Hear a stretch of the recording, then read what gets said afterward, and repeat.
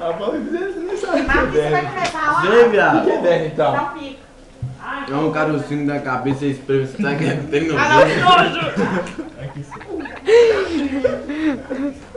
Ai, nossa, viado. Galou aí? Não, você batendo muito é doido.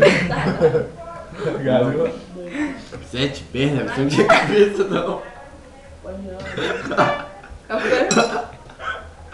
Toma no cu. Não, eu fui no médico, o médico falou que tinha uma cirurgia. Tinha que abrir, botar no lugar e tirar. Um do lado do outro, não. Não, foi espalhado. Eu lembro, foi quando eu tinha 4 anos, foi ontem. E minha avó foi colocar fungo, não sei o que lá. É isso mesmo. Deus, o bicho saía. Não é fungo não, só. É fumo. Cara, tinha as abelhas acertou a cabeça dele. As abelhas criou um fungo. 7 merda, velho. Não é muita merda. Até na orelha. Aí eu tô passando mal, velho.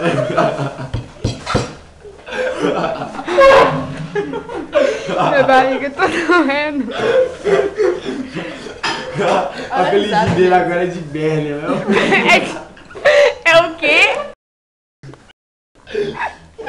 Qual que é o nome? Ele tem criação de Bernie. Qual que é o nome, Aleph? Bernie. O que será? Pra casa não? Aleph, o que que é Bernia? Na casa da minha tia é cheio de pé de manga, entendeu? E aquela mocinha. Brotava na cabeça dele. Aí saiu os fungos. É, esse é o fungo da cabeça. A mãe dele ia fazer carne na cabeça. Sentia só os carocinhos. Parecia que a Brenda falou nada. Ai, tá, Não! Minha barriga tá doendo. Parece que é inflamado. Não, isso aí é mais uma bolinha só. Uma bolinha, cara, é um calor. Verônica vai fazer xixi. É sério, não fala com chave. Vai antes você faz xixi na cara. E quando espremeu, a primeira história tava. Não, filho. Ô, tirando meus cachorros, foi no Nossa, ela vai sítio, fazer filho. agora.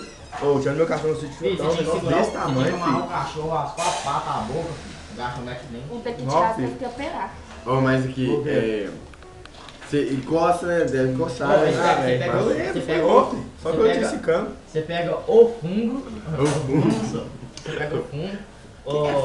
É como querosene. É. Fungo Aí você vai e querosene. põe.